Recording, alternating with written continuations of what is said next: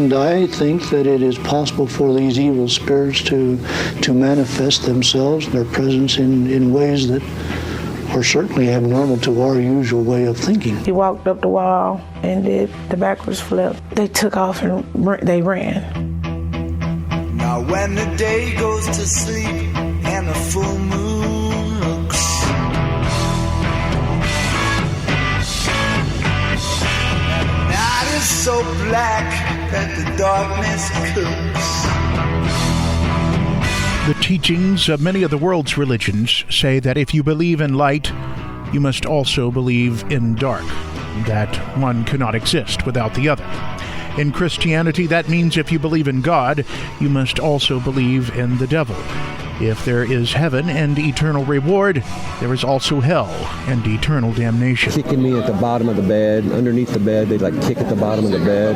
Closet doors kept flying open, pulling the sheets. And while those forces are not outwardly visible, the spirit world is allowed, on occasion, to interact with flesh and blood. When odd things happen that we can't explain, we kind of, go, okay, well, hi. And while some people have had positive interactions with beings that have manifest themselves, others have had experiences that upon hearing of them will instantly send a shiver down your body or make the hairs on the back of your neck straighten as if electrified. For many people, the reaction is fear and terror. In an exorcism, what the church is doing is throwing the light of Christ onto these demons. And it said, "You in there?"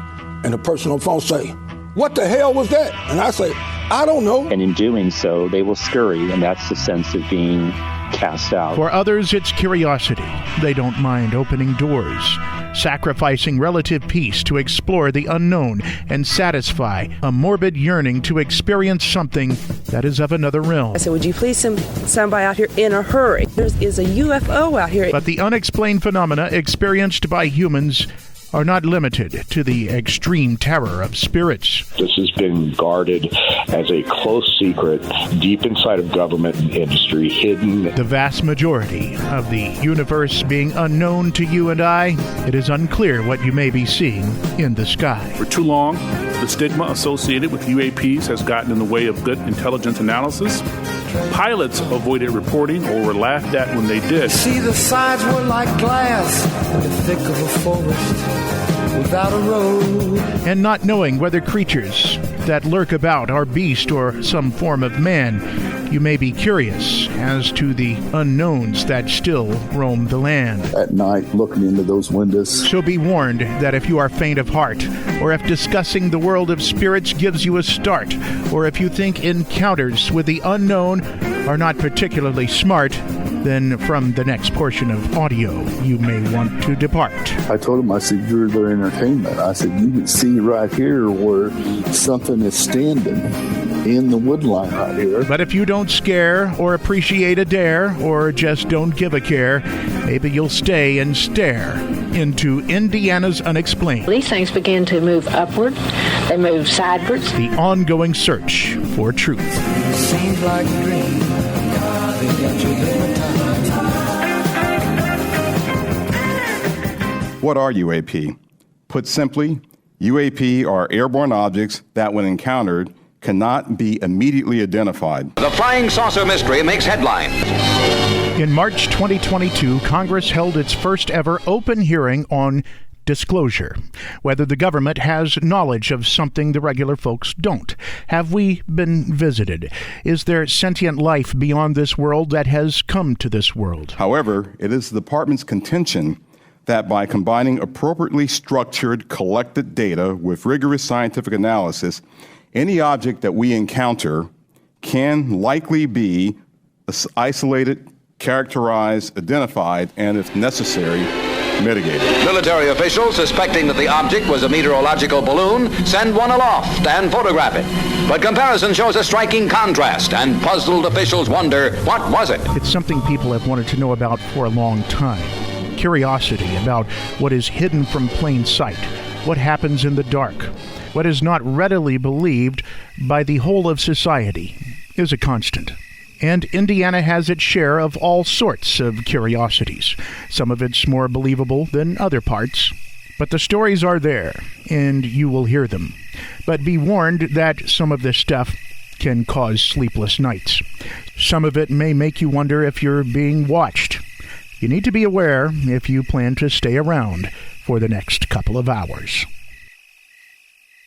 Indianapolis police officers, local clergy, and residents have no doubt about what they saw inside a Northeast Side home Sunday night. It was the devil at work. This report from 1990. Patrolman Stan Anderson was called to investigate a burglary at the North LaSalle Street address. When Anderson and Sergeant Bill Clark arrived, they found items flying out of windows, ashtrays rolling across the floors, eggs exploding inside a refrigerator. Anderson says his sergeant walked into a back bedroom. He saw a radio, or so-called ghetto box, fly from a desk to under the bed in that one bedroom. Later, a voice from nowhere was heard screaming in pain. The half-dozen civilians clutching crosses and tossing holy water, and the officers were perplexed and scared. IPD Chaplain Wilbert Cunningham says one of the residents of the home was a heavy metal music-loving teenager from Puerto Rico who had been visiting the family. The family had told him a few weeks back that he was going to be returning, and apparently from that time, once in a while something would happen, and this last weekend, last Sunday night, a lot of it began to develop. The teenager is gone and the trouble has stopped. A Catholic priest has blessed the home.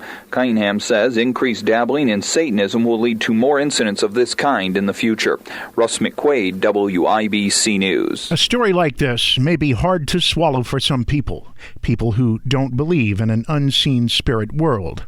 For Father Vincent Lampert, it's not only believable, he's seen it many times. So there are 4 different types of extraordinary demonic activity. So we've been talking about demonic possession. There's also things known as demonic infestation, the presence of evil in a location or associated with an object. There were plates that had thrown out the cabinet, hitting windows, trying to break the windows, trying to get out. There was also eggs in the icebox that basically had exploded from the top up. There's also demonic vexation, which are physical attacks. And there's also demonic obsession, which are mental attacks. Lampert is one of a few exorcists in the United States trained at the Vatican. He's now the exorcist for the Archdiocese of Indianapolis. Coming up, you'll get Father Lampert's take on possessions and unexplained phenomena in homes like you just heard. There was a portal. And perhaps the wildest story of both a demonic infestation and possession to ever be recorded within the borders of this state. There were footprints that appeared around her. You're listening to Indiana's Unexplained, the ongoing search for truth. The half-dozen persons holding on to crosses and holy water inside the home were terrified and confused. In 1990, police officers in Indianapolis were freaked out by what the then chaplain believed was a face-to-face encounter with evil, a demonic infestation of a house on LaSalle Street on the northeast side of the city. The officer says he can't explain what he saw with his own eyes or figure out the screaming disembodied voice that was heard later in the home. IPD Chaplain Wilbert Cunningham was in that home Sunday night and says literally evil spirits were present. And I think that it is possible for these evil spirits to manifest themselves, their presence in ways that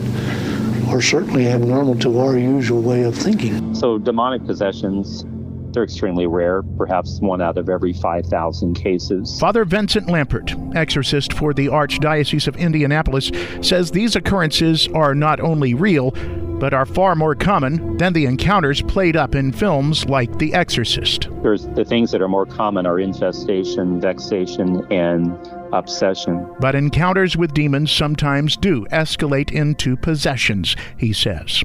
When Father Lampert was training at the Vatican, he sat in on around 40 exorcisms and has performed at least 20 in central Indiana. But when it comes to the infestation, vexation, obsession, literally thousands of those over the past 17 years. The demon is basically saying to the people, look at my power, look at what I'm capable of doing, so you need to be afraid. But sometimes both can happen at the same time. I would say that it's possible that one could escalate to the other. So there can be a demonic infestation, the presence of evil in a location, but then eventually it goes from being in the location to actually possessing someone who's in that location or living in that house. And that may be just what happened in 2012 on Carolina Street in Gary. You may have heard of it. Many people call it the Demon House or the House of 200 Demons. So they can, if people don't address those situations right away, they can escalate. We've waited 5 months. It sounded like something dead. Latoya Emmons recalls for Inside Edition the night she says her 12-year-old daughter levitated up off of her bed, and a spirit spoke to her. Just days after the family moved into the house, one of the children walked out on the porch and encountered swarms of black flies, though it was cold. The flies stayed no matter what they did with fly traps and fly paper. Then, on their own, they went away. But it wasn't long before Latoya Emmons saw what she believes was a manifestation of a spirit, a shadowy figure walking down the hallway, somehow leaving boot prints and a confirmation that the phantom was no figment of the imagination. One night, the police were called to the house, and a hardened veteran cop became a believer. All of a sudden, while I'm involved in this conversation, the AM/FM radio went to static. You're hearing Captain Charles Austin, interviewed on Inside Edition. He had gone out to his patrol car and was talking on the phone. He says something took control of his radio. And turned up very loud. And it said, "You in there?" And the person on the phone say, "What the hell was that?" And I say, "I don't know." The Department of Child Services was called on the suspicion that Emmons was abusing her children and that they were performing for her. When the kids were taken to the hospital to be checked out by a doctor, one of the children got a strange grin on his face.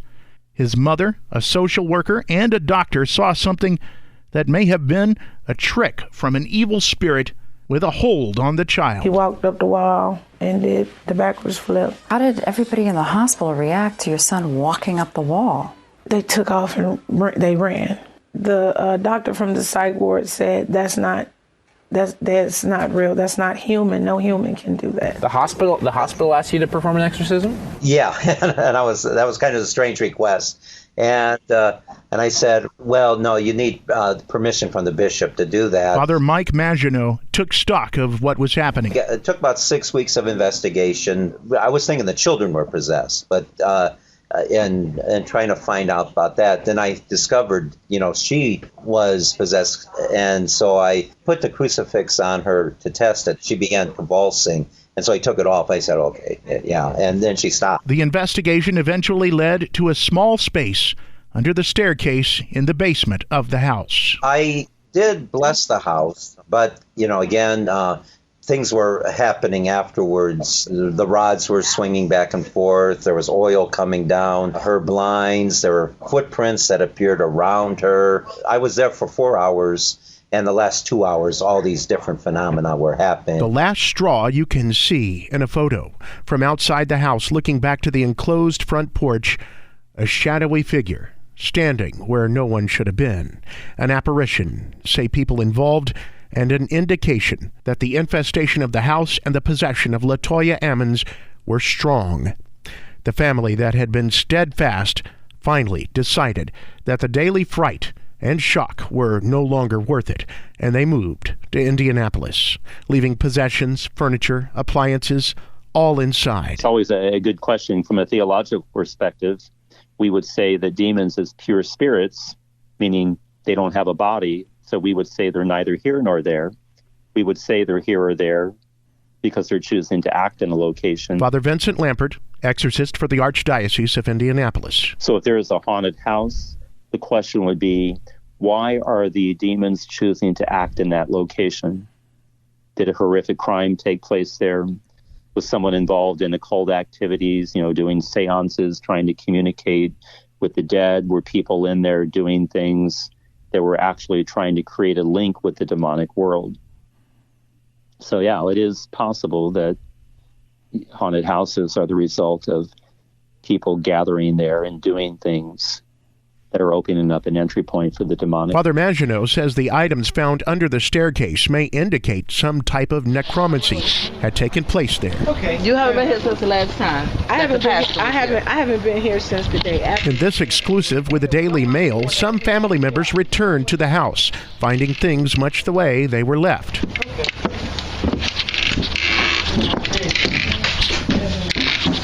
Is everything pretty much intact the way you guys left it? Yeah. Recalling the chilling occurrences that drove them out. So this is, whose room is this? Oh, so you had the front room, nice. I had to stay in the front. We saw salt on the floor. Yeah. What's that from? My daughter. Okay, was she trying to bless the house with salt? Mm-hmm. Did the priest do that with the salt or anything? He said he's going to. Okay. My daughter did that. Okay. Lampert, who looks at possession and infestation from a theological, Christian, and Catholic perspective, says when someone is possessed or a place is infested, it has to be because someone gave the evil spirit permission to be there. What are some of the things that people have done to allow demons to come into their life? Some of the entry points would be involvement in the occult. So when people are involved in things like magic and going to see a psychic or a medium, those types of things, it's a violation of the first commandment, which means that nothing should take the place of God in our lives. And when people turn to the world of the occult, basically they're turning their backs on God. And when people do that, they're more susceptible to demonic influence in their lives. Some other entry points, a person could be cursed. Someone could be dedicated to a demon. Someone could cultivate relationships with demons in their life. Abuse, which causes a person who is broken perhaps to turn, rather than turning to God for help in helping to put the pieces of their lives back together, they turn away from God. And then another entry point would be broken relationships. In the case of the Ammons family, the cause of the infestation is still unclear, but the story doesn't end with the family moving out. Many people who were involved with the house in some way say there are indications that something attached itself to their lives. One of the social workers has had a tough time with what some people call bad luck. The man who bought the house, Zach Bagans, a TV show host and expert on the paranormal, experienced health issues once he got involved with the property. His workers were able to get the stairs out of the basement to put them in Bagans' Las Vegas museum, but some of the workers left the job. Bagans, instead of making money with the house, which was sold to him for $35,000, chose instead to have it demolished in 2018. Father Maginot says that happened before he could finish driving the demons away. He warns you not to visit and not to take relics from the vacant plot.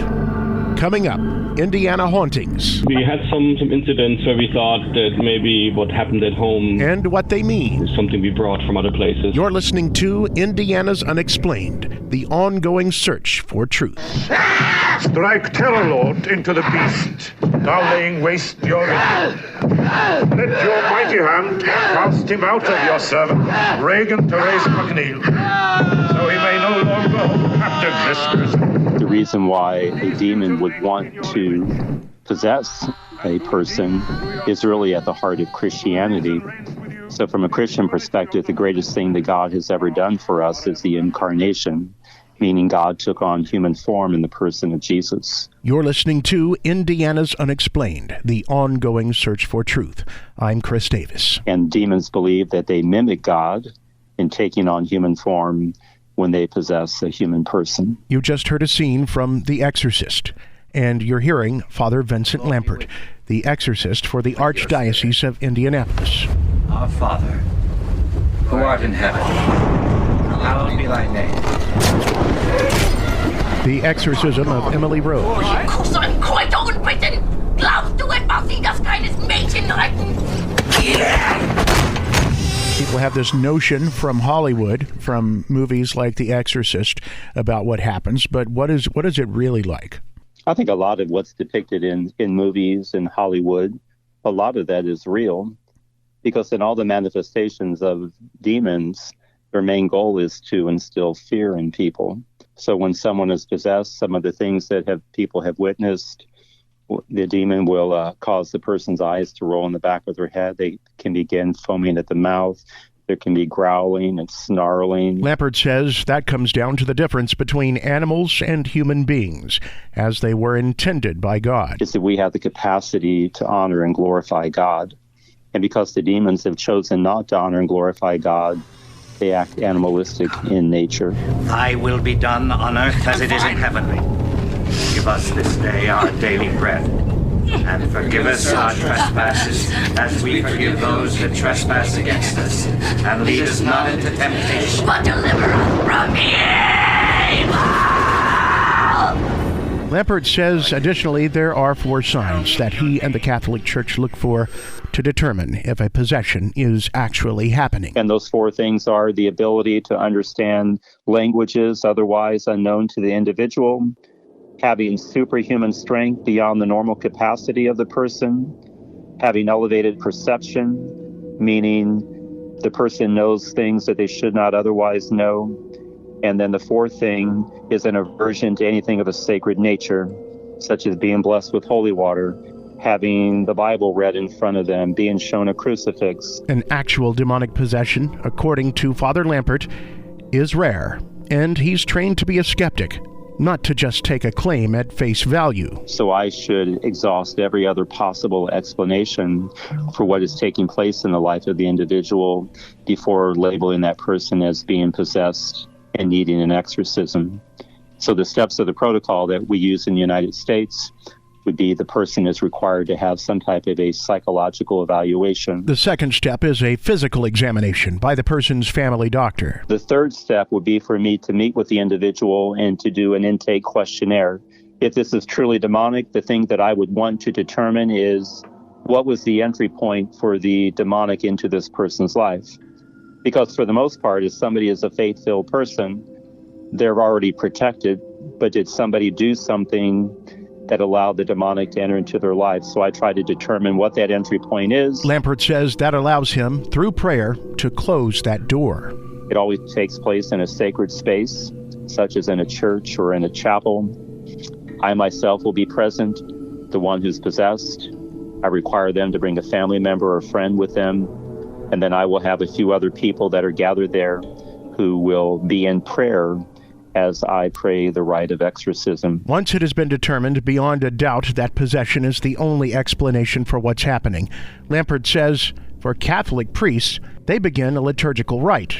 Catholics don't have a monopoly on exorcisms, he says, but their way of doing it is famed. It is prescribed in a book. It begins with a blessing, with holy water, which reminds us of our baptism into Christ, by which all of us have become a new creation.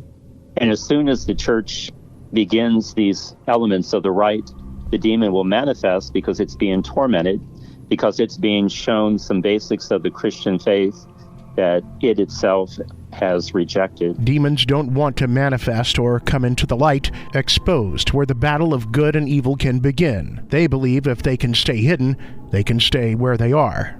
Lampert says next is an Old Testament reading from the Psalms. Then gospel accounts out of the New Testament where Jesus is casting out demons. Basically the premise that you have been defeated before, you will be defeated again.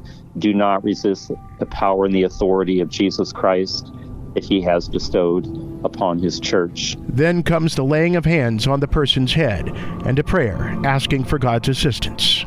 That's when Lampert says he begins a major exorcism, which is the command given to the demon, commanding it to depart, again based on the power and the authority of Christ. And Father Lampert's experiences, he says, are somewhat like the movies. Those are when the manifestations are taking place. The situation is intense. You know, the eyes can be rolled in the back of the head, the foaming at the mouth, growling and snarling. The demon will be cussing me out, throwing out all kinds of blasphemies against God.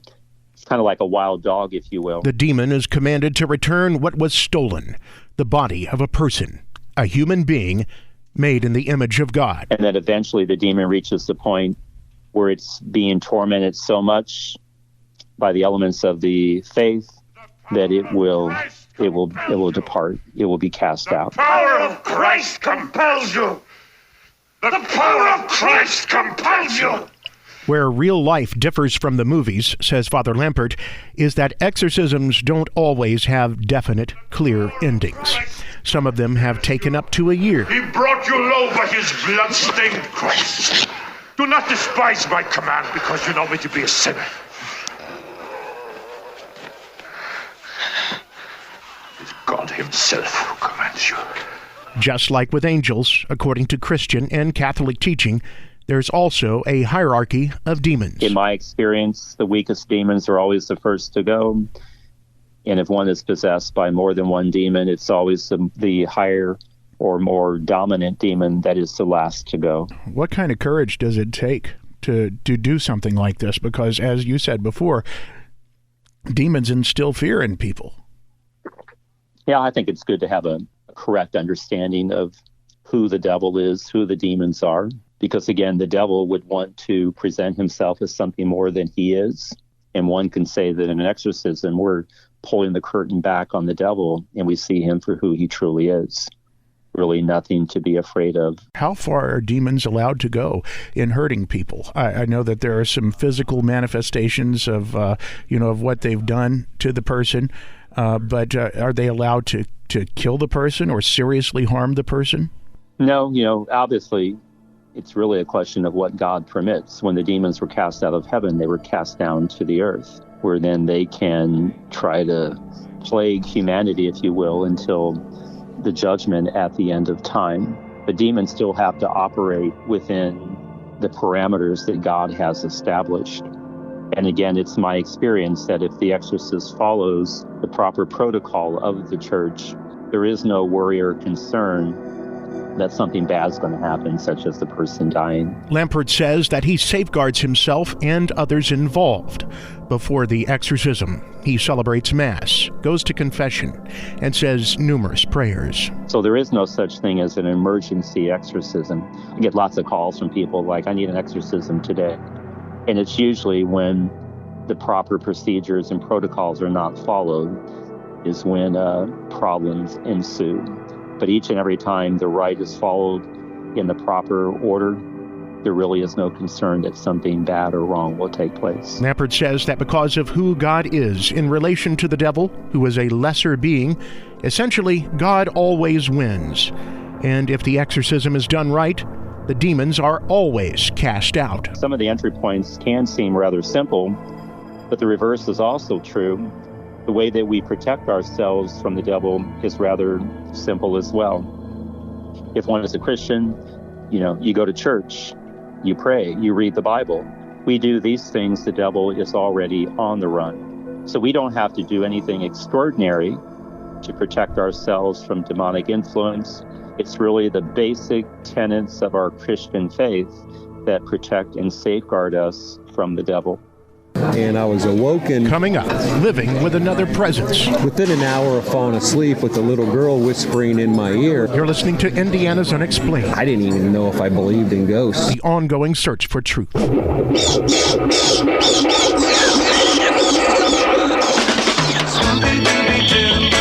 are you?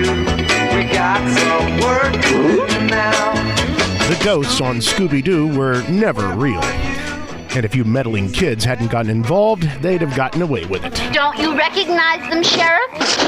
Why, it's Zeb and Zeke. They were the ones that hijacked the armored car and sunk it in the swamp. There were usually some wacky villain up to something evil and needed the ghost costume as a ruse to get away with their crime. So they invented the Witch and Zombie Act to keep people away. While they searched the swamp with a metal-tipped pole. But for people who believe their house, school, library, business, shack, boat, or even patch of woods is really haunted, the experience is tangible and many times horrifying. What are ghosts, and why do some people see them while others don't? Are they spirits? The souls of the dead? Specters lost in time? Extraterrestrial? But when you experience something you can't explain, it's like, well, now I want to know a little bit more about what else is out there. Aldo Gonzalez moved into a house in Auburn in 2007. He says just hours after moving in, he had his first encounter with something else already living there. He sat down with us at his favorite breakfast spot where he lives now, in Speedway. Eventually, I go to sleep, lay down on the bed and go to sleep, and I was awoken probably within an hour of falling asleep with a little girl whispering in my ear, "Mommy, is that you?" When the last family moved out, they left behind most everything. It was a house fully furnished with furniture, appliances, and something sinister. But it slowly progressed to hearing footsteps all the time. You'd be sitting in one of the rooms or in the living room or something, you hear somebody walking down the hallway, or you hear somebody talking in the back room. I often heard people talking, and it sounded as if they were talking about chickens or cows or farm animals and stuff, which was strange. Gonzalez says he wasn't thinking ghosts, didn't even know if he believed in ghosts. I think the time I realized that the house was haunted, I heard somebody at the front door, so I thought somebody was trying to come in the front door. So I'm walking down the hallway and I kind of peek around the corner at the front door, and then an old man peeks around the other corner where the front door is at, and we're kind of looking at each other, and he was as surprised to see me as I was to see him. An opaque figure with some clear details, but still not right, as Gonzalez puts it. The noises never stopped, scratching in the walls, bumps all around the house. Gonzalez says toward the end, the events were terrifying. You turn your head and you see something dark run down the hallway, Saw a lot of that stuff. Probably the most terrifying thing was you couldn't find a place in the house where you felt safe, even behind locked doors. I ended up sleeping in my son's room because my bedroom, the main bedroom, was so much activity. Kicking me at the bottom of the bed, tried to keep me awake at night. Closet doors kept flying open. He says he prayed, but seemingly to no avail. When the events reached a crescendo, Gonzalez says they felt like attacks. Fearing more for his family than for himself, he decided to jump ship.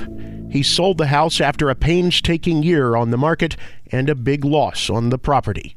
Gonzalez says he researched the house and found out the owner of the original house that was on the property was an engineer from Ohio. He had some tragedy where one of his farm workers fell into a well and drowned. The house burned down and his wife died in the house. Gonzalez's story was told on a national TV show. After that, people in Indiana started contacting him as if he were an investigator of the paranormal, which he says he is not. He has, though, upon invitation, been to many places in Indiana which may be haunted, but he says he has not seen anything like what he experienced in his own house. I don't know what it was that was at my house. I'm well over 10 years from it now, and looking back on it, I often wonder, was it even ghosts? What could have been some other interdimensional thing? Sightings of ghosts are not uncommon in Indiana. On the other side of the state is Willard Library in Evansville.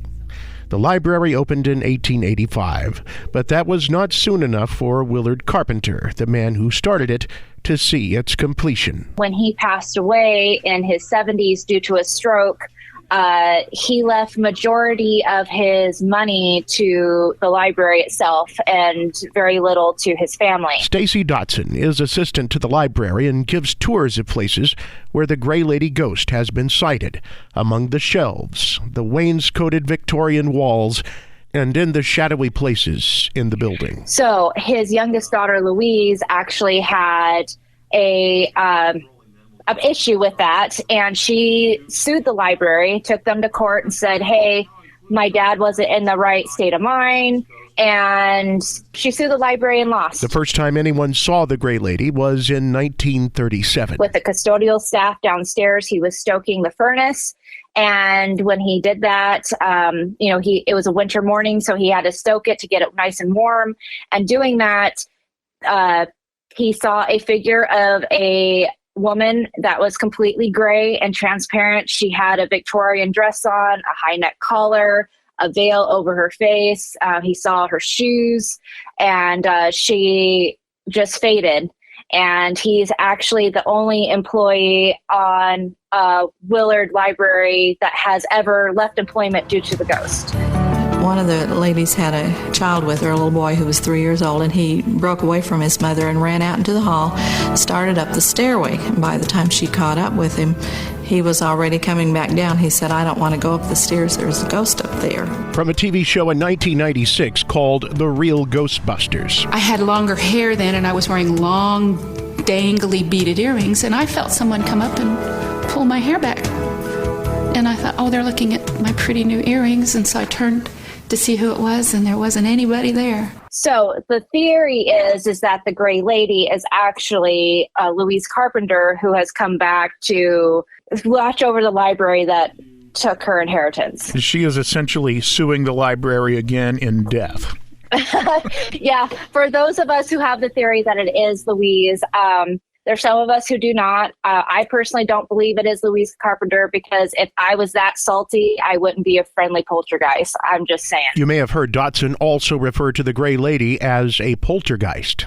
Here's why. Recently, a clock has been popped off the wall. Gosh, I think that was a couple months ago.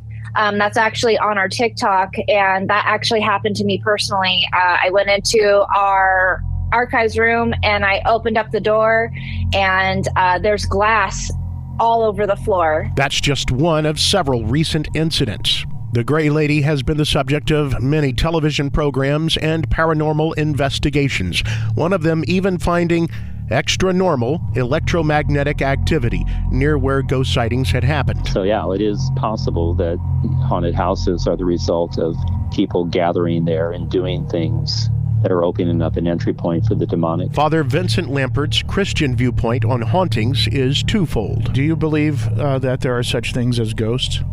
It's always a good question of what people mean by ghosts. So that, do they mean like the souls of the departed?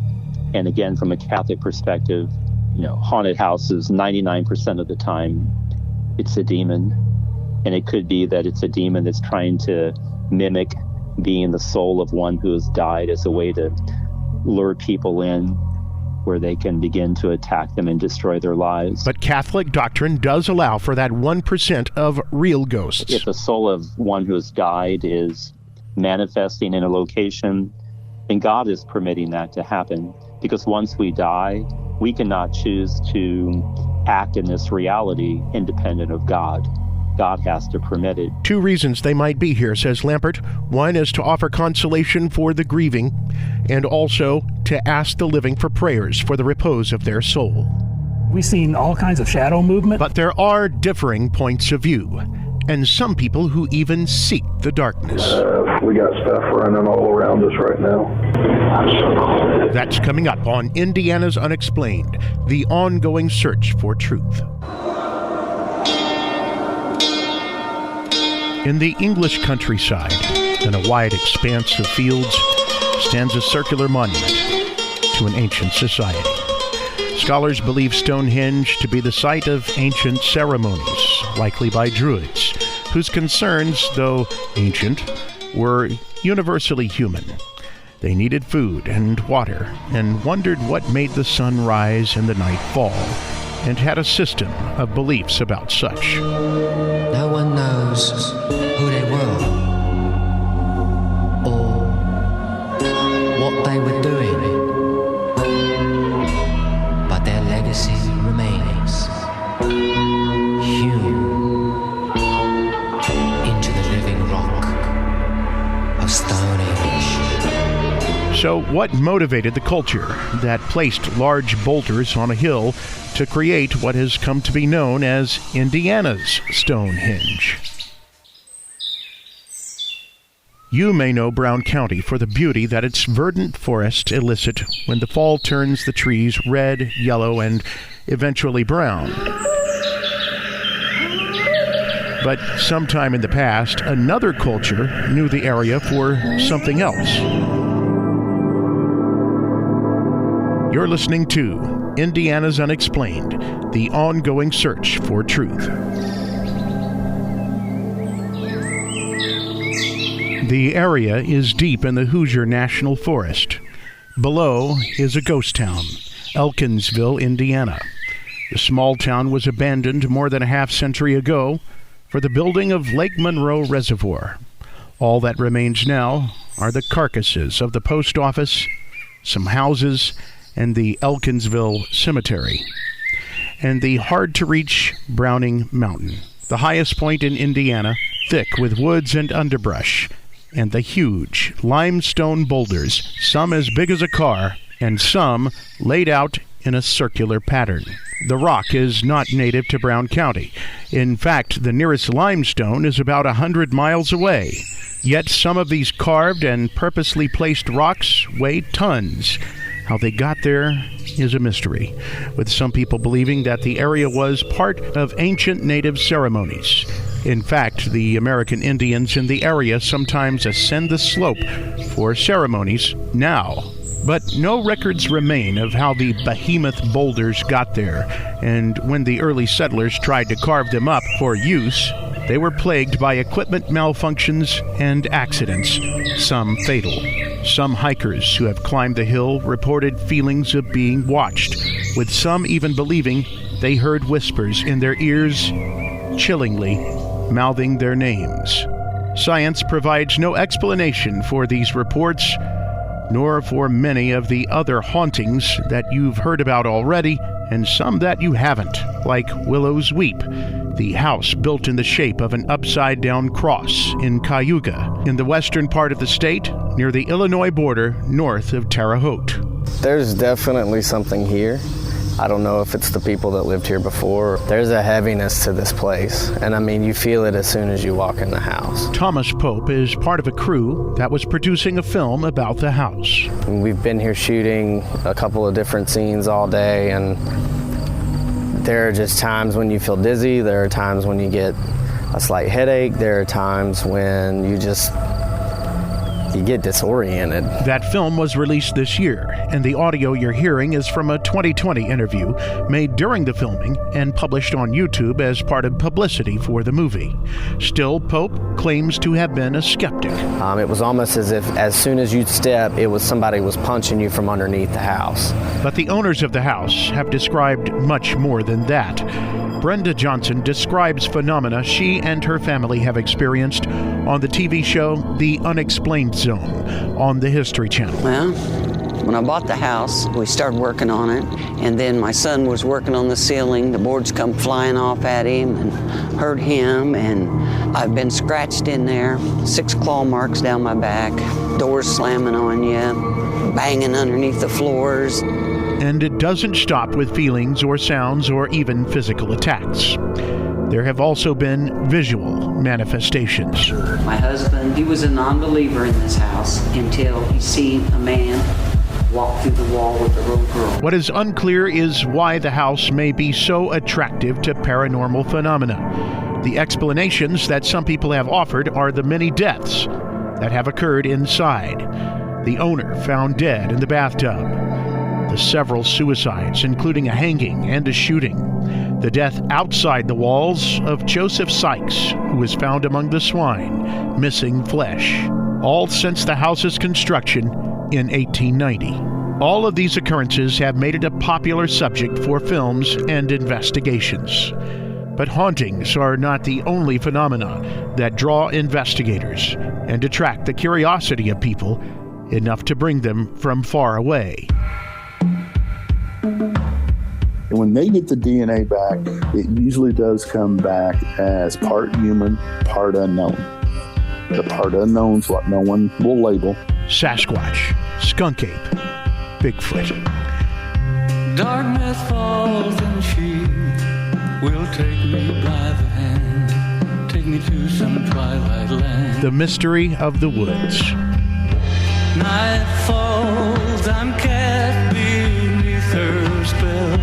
Daylight comes, our heaven turns to hell. Am I left to burn and burn eternally? She's a mystery to me. You may think of Washington State, Oregon, or British Columbia when you hear about Bigfoot. But Indiana actually has quite a few sightings, and all around the state. Honestly, I believe they are a part of a humanoid. They are part human. Leroy Nail is head of the Indiana Bigfoot Research Organization. We have someone that has been able to interact with them off and on since June this year, clear up until still now. You and he have something in common.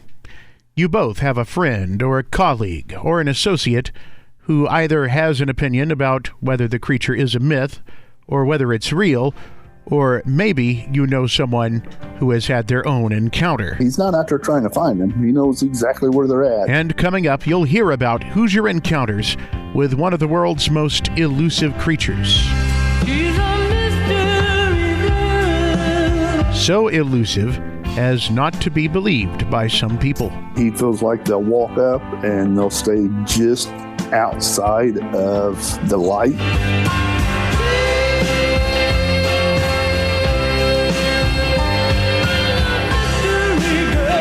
You're listening to Indiana's Unexplained, the ongoing search for truth.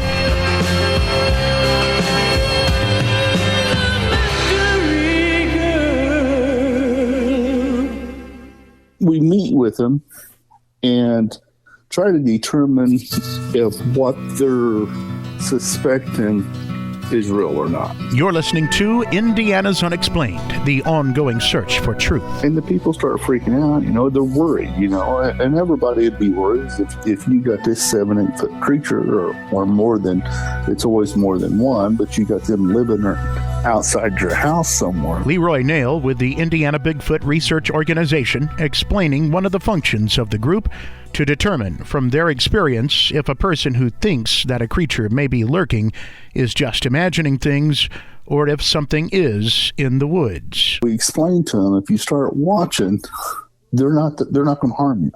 They're not going to do anything. And if you kind of ignore them, they'll keep ignoring you and staying away from you. But the more that you acknowledge their presence, the more that they'll show their presence. Nail says that surmise comes from experience. His experience and other people in the group who travel the state checking out claims. They're really going to kind of stay away from you, but they may let you know that their presence is there. And that could be by walking through the middle of your yard, putting footprints there. Maybe they're leaving gifts for you. They could be bringing things up out of the woods and laying on your deck, or, we've had cases like that. Bigfoot, or Sasquatch, is a cryptid, a creature whose existence cannot be conclusively proven. Sightings and encounters are recorded hundreds of years back, yet the creatures are elusive enough that clear documentation, clear photographic and video evidence have not been sufficiently obtained to convince a majority of people that they do indeed exist. Indiana is home to other cryptids, too, and the science of their study is called cryptozoology. Another cryptid in Indiana history is a creature that some people described as half ape, half sloth.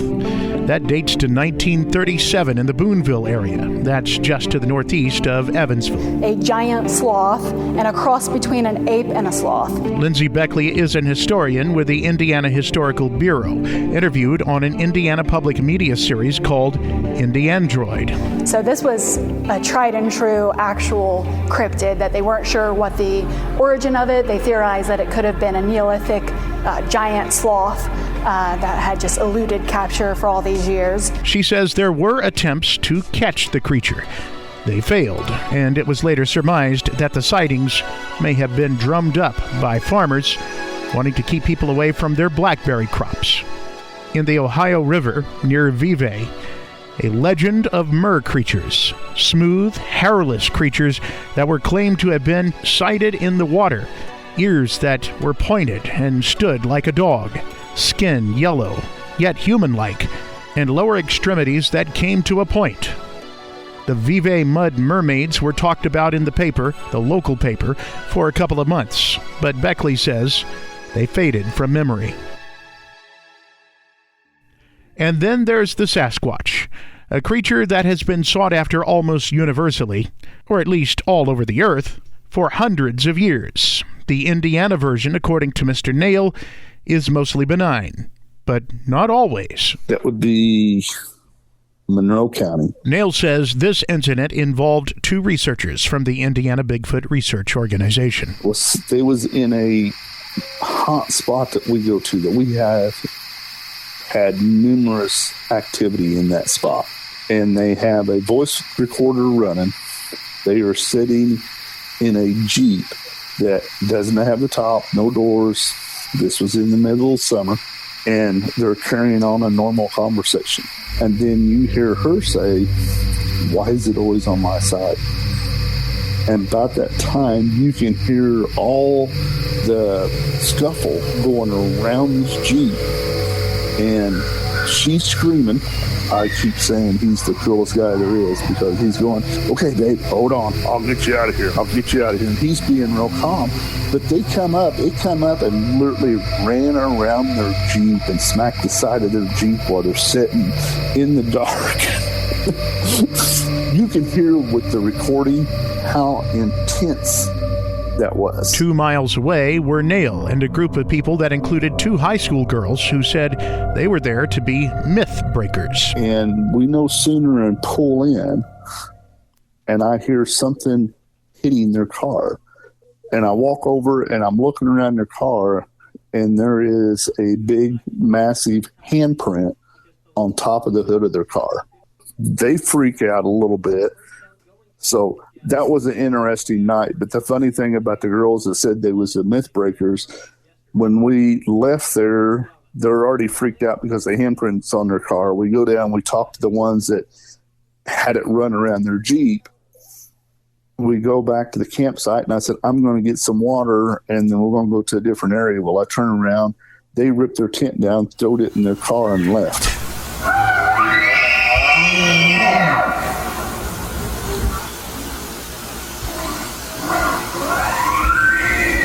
These are recordings made of what researchers believe is a Sasquatch, or numerous creatures.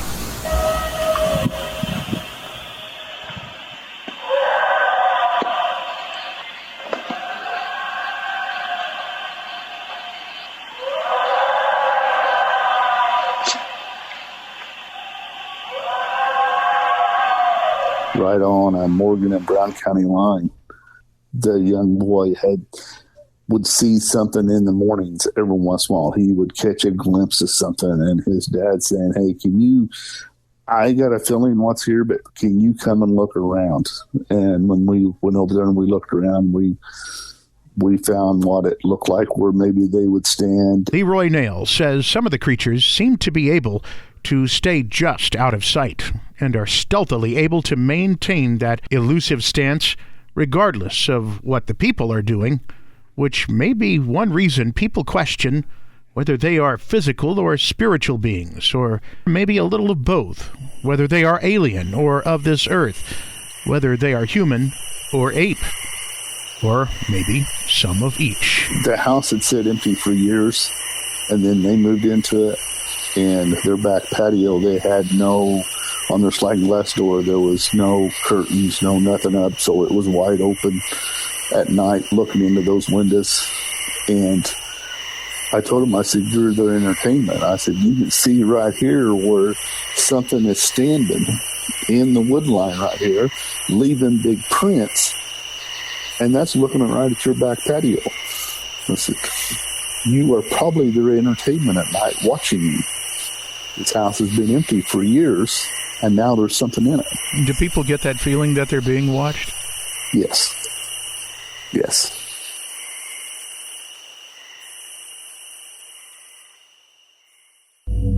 So, what is it? Sometimes it's 7 feet tall, sometimes up to 9 feet. The creatures have been sighted in every state. There is no one mythical Bigfoot. Then there are the Yeti, the abominable snowman of Tibet, similar creatures seen in Russia. It's often described as hairy, all over, with a distinct and pungent stench that accompanies its presence.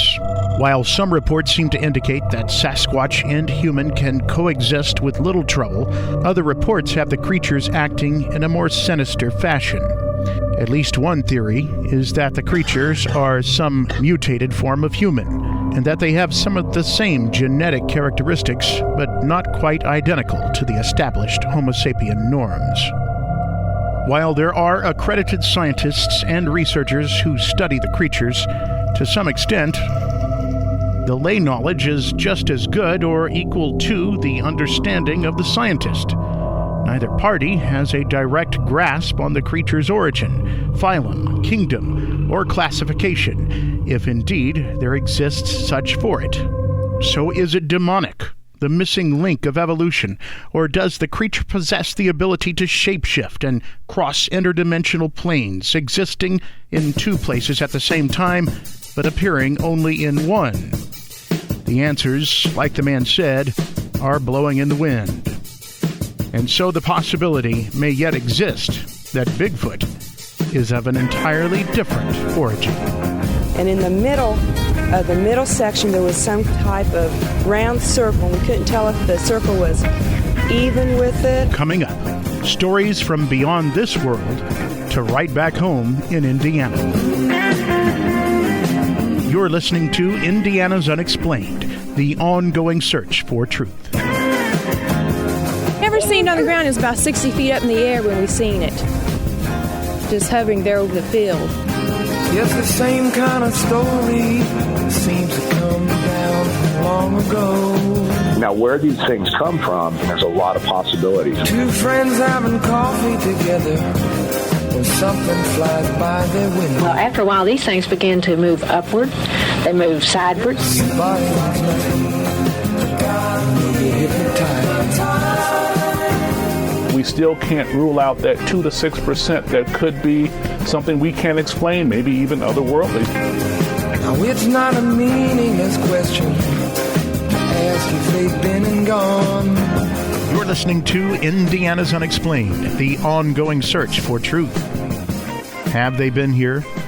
Are the people who see unidentified flying objects, or as they have come to be known lately, unidentified aerial phenomena, or UAPs, just making it up?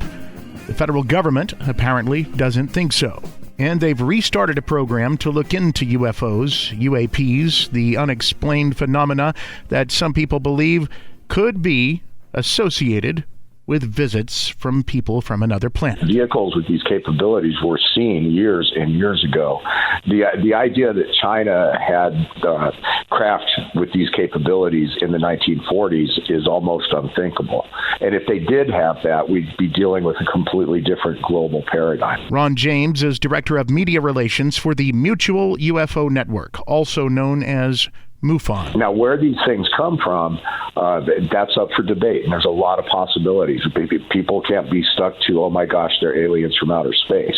There's interdimensional possibilities. There's the possibilities of another as yet undiscovered terrestrial intelligence that might have been here all along. But this technology, we might be seeing back-engineered versions of something, but the origins of this technology does not appear in any way to come from known human origin. James is a skeptic that you are being told the truth. Even now, as the federal government has revealed info about Project Blue Book, a once secret government project to document and track UFOs and sightings and what they might mean. James believes you're being spoon-fed information, even as a new project to track these phenomena has been underway for several years, this time with some level of disclosure. You'll hear more about that coming up. But what about the sightings? Here is a TV news report from Louisville's WLKY in 1978 about sightings in Bloomfield, in the southeast corner of Indiana. At that time, sightings there had become a near nightly event. And residents have been doing a lot of stargazing since the sightings began about 2 years ago. They usually happen outside of town, but not regularly. They've appeared on clear nights and on cloudy ones, usually between 10 and 12 in the evening. Out Out and About radio reporter Bonnie Drake says 25 to 50 residents have actually seen the UFOs, and she herself had an encounter here on a quiet road just to the northwest of town. She describes it as 6 amorphous balls of light above a treetop. They lit up the sky like daylight. Well, after a while, these things began to move upward. They moved sidewards. They would form, look like a letter of a sort. And anytime a car would pass along the road, they would go out. And then after everything got dark and still again, then one by one they'd come back on. Or if an airplane came over in the vicinity, they would go out. And then one by one they'd come back on. And it was quite a sight. Must be those strangers that come every night. Those saucer-shaped lights put people uptight. Leave blue-green footprints that glow in the dark. I hope they get home all right. 1978 was an active year for UFO or UAP sightings in Indiana. This report from Cy Jenkins at News 4 from Greenfield. Cindy Bridges and Kathy Wilfong believe a UFO landed here in this soybean field on November 3rd. Never seen it on the ground. It was about 60 feet up in the air when we seen it, just hovering there over the field. It looked like it was in 3 sections like a rectangle. And then the 2 end sections were pointed down at the ground like at a 20-degree angle. And in the middle of the middle section, there was some type of round circle. The ladies were quite observant, even able to approximate measurements and angles. Had 2 white lights on it and 1 red. And the lights never started pulsating until it was moving. And then when it started moving, the lights started never blinking off, but brighter and dimmer. And it was just so huge, and it didn't make a noise, and that's what scared me. The next morning, Cindy Bridges discovered a circular indentation in a nearby soybean field, directly beneath where they had first seen the lights. The indentation pictured looked similar to crop circles. We didn't know at first, how large it was. We found out later it was 44 feet in diameter, and it was a perfect circle. And the weeds and everything were smashed down, but not to the ground. They were like 6 to 8 inches above the ground, and they were intertwined together so much that if you tried to pick it up, the whole thing would come up with it. That night, there were 19 other sightings, incidents all investigated by the Center for UFO Studies at Northwestern University. We were sitting right now on about 120,000 reports over our history, and hundreds come in every month. Ron James with the Mutual UFO Network. And the fact of the matter is that 92% roughly, give or take, of the reports that we get, we're able to almost immediately determine that they're nothing of interest, that they have an explanation that can be easily, sometimes not so easily, figured out. But there are those with no explanation, like the large metallic-looking disc that Roy Mesmer, an air traffic communicator, said he saw speed over a field in Terre Haute in 1951. Minutes later, another air traffic operator in Paris, Illinois, saw something similar. Strange lights have been reported in the sky in Kokomo, Martinsville, and southern Harrison County. And an orange glow was reported by Matthew Reed, who says he was abducted by aliens in 2009 in Brownsburg. His claim to the Finding UFO YouTube channel is that his car was seized and shaken, and the next thing he remembered was being deposited back in his car. I noticed I had a little bit of blood here in my mustache portion of it. It was dried up. It was flaky. That's how I knew it was there. Reed tells the show that he had a tough time of it, apparently. I had noticed I had 2 puncture wounds in my chest. Did you happen to get any of these puncture marks looked at by anybody after the incident? After I sent those to my brother, he encouraged me to get a doctor to look at it, and he said he necessarily couldn't explain what they were. Yes, they were there. He did ask if I had recently had any radiation treatment, because they kind of resembled a bit of bubbly tissue. He then remembered that he and his brother had been abducted from their bedroom in 1967, and his entire family abducted in 1969. There's people that know the origins of these craft and these beings and or whatever else is doing it. There's a huge body of evidence for back-engineered technology. There's a huge body of evidence for programs that they say never existed, that we know existed, and that we can prove. James, in his work with MUFON and in making his own films, says he's come across the documents to prove that information regarding encounters with UAPs is being hidden. Yeah, one example, we know for a fact, I just went to New York and I interviewed Ralph Blumenthal, who is the guy who, with a couple other writers, broke that big story in the New York Times that sparked this current media climate. And he says, and he has the documents to prove it, that a scientist named Eric Davis went to Congress behind closed doors and revealed to them that we are studying materials from off-world vehicles. And he showed the slide that was part of the presentation, and it's been documented. We even know where the materials were studied, and we even know some of the scientists who studied them. There is not a single explanation for UAP. There are a lot of different things that are unidentified. You may have heard about the pressure within the government that's being exerted for those who know to tell what they know. James says it remains to be seen just what will be disclosed and whether the effort this time is just lip service. Coming up, disclosure, what it is, what it could be, and the Hoosier connection. In 2017, we learned for the first time that the Department of Defense had quietly restarted a similar organization. And the people who are seeking truth in the unexplained. We don't just do the tours, we also do investigations. You're listening to Indiana's Unexplained, the ongoing search for truth. There's a star man waiting in the sky. Anyway, around about here, you said that Along in here someplace it just started the ball of lightning or fire or something. or whatever it was, and when the car would stop, it would stop too. Oh, yeah. Now, where was it? Right behind the car, or side the car? Outside the fence. On the other side of the fence. Yeah. And it would follow you. Beryl Turpin of Bedford recalling an incident with what he and family believe was a UFO.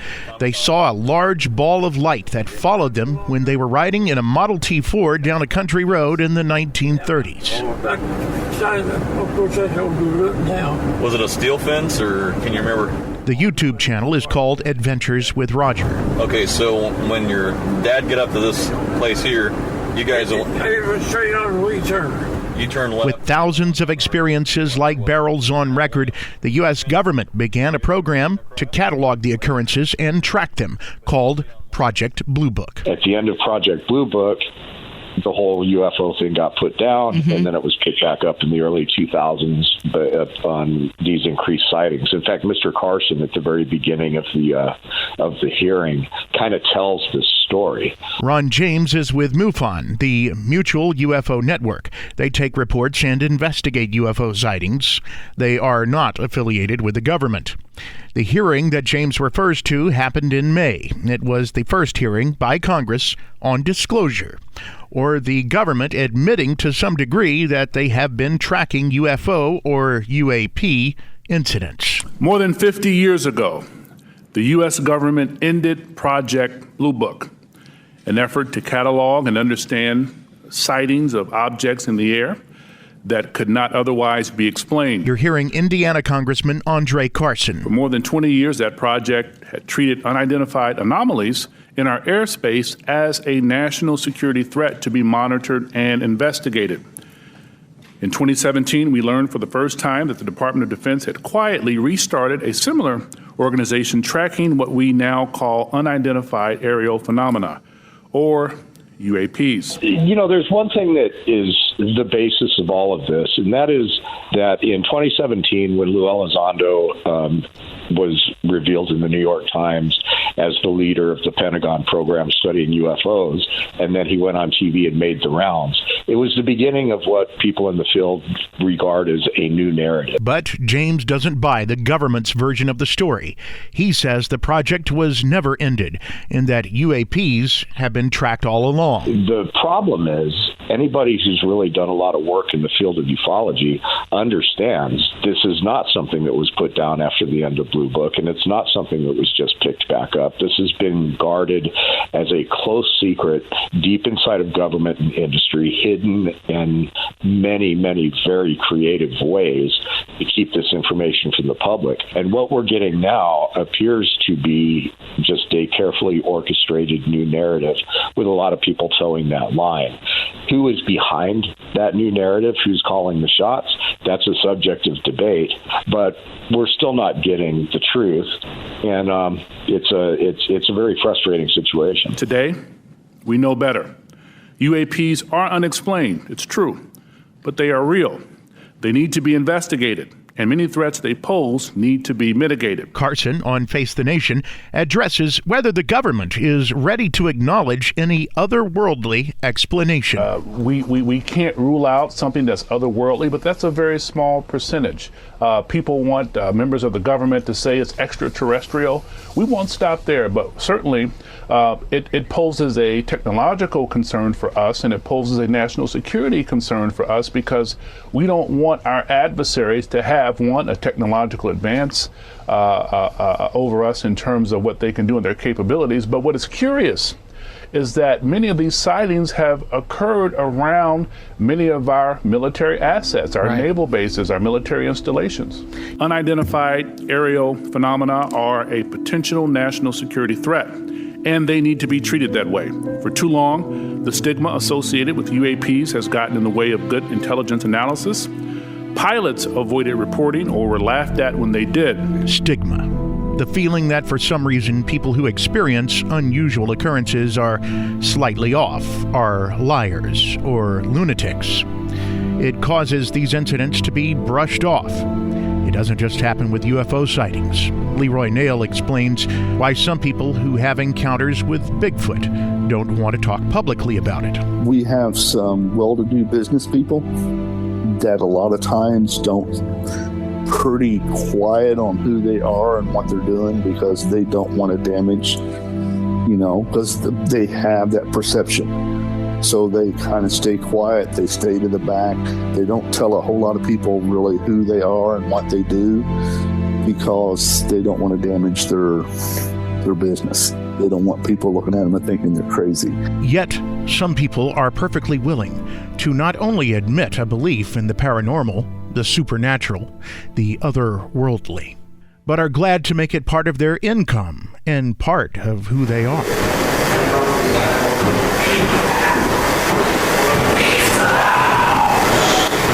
That camera was set up in the room in the Hannah house they call Grandma's room, and we had them set up because there's a story about a little girl that's seen walking up and down the hallway, and we were actually picking up our equipment, getting ready to leave for the night, and that's when we heard that. The voice you just heard saying, "Leave the house," was recorded by Bob Newkirk and company with Indie Ghost Hunters, a group of paranormal investigators who have special equipment they say helps them determine if spirits are present. Newkirk tells Wish TV the group was investigating the Hannah house near the University of Indianapolis. Yeah, I get a hold of everybody and say, where were you? Where were you? Where were you? Yeah, and when you can't figure out where it came from, that's when you know you got something. Especially being that clear. That's really unusual to have something that clear. He says the house may have been part of the Underground Railroad and that a fire in the basement may have burned people alive. There are some things that you make you wonder. Some tragedies that happened and some things that are going on. Michael and Nicole Kabrowski also investigate hauntings and give ghost tours in and around Indianapolis. Also, investigations weren't that frightening to me. The stories are frightening. People have seen things. People have had experiences on our tours. They really couldn't explain any other way than something paranormal happened, which, if it's something that somebody gets scratched out of nowhere, that does worry a little bit. Michael says when asked if a ghost or spirit had ever attached itself to him and gone home with the couple. We kind of make preparations against it, but we had some incidents where we thought that maybe what happened at home is something we brought from other places. We don't just do the tours, we also do investigations where we stay for most of the night and look for ghosts. We do that as fundraisers for the buildings that we go into, like the Athenaeum building where the Rathskeller is too, and the Hamilton County Jail. The Kaprowskis have written several books about Indiana hauntings, with the latest being solely about Indianapolis. Places like the Slippery Noodle, the Athenaeum, the Rathskeller, and Central State Hospital. Whether it's ghosts, demonic activity, Bigfoot sightings, or UFOs and UAPs, the people who investigate, talk about, participate in groups, or who have had experiences with those phenomena, for the most part, have open minds or have had their minds opened by their experiences. The world is made up of people who have all sorts of beliefs, and indeed these folks, your neighbors, your friends, your fellow Hoosiers, are colors on a giant spectrum, part of the collective variety of human experiences that makes up the world. While there are people who make things up or who have ill intent, many others are bringing their stories with sincerity, striving to find out the truth about what they've experienced, or discover something about the world that piques their curiosity, and that by being hidden is part of a natural element of the human persona, part of what makes us tick, the search for knowledge and to understand what we do not understand. What does the Bible say? It says our fight is not against flesh and blood, but against the principalities and powers of the air. For some people, a brush with the unexplained just says that there is something else. It's almost like they're not necessarily talking about angels and demons. They're talking about something else. And becomes not a frightening thing, but a source of some comfort. In this life, we can choose to act, with God or against God. But in the afterlife, we do not act independently from God. You've been listening to Indiana's Unexplained, the ongoing search for truth. Written and produced by Chris Davis. Special thanks to Terry Stacy, Aldo Gonzalez, Leroy Nail, Stacy Dotson, and Father Vincent Lampert.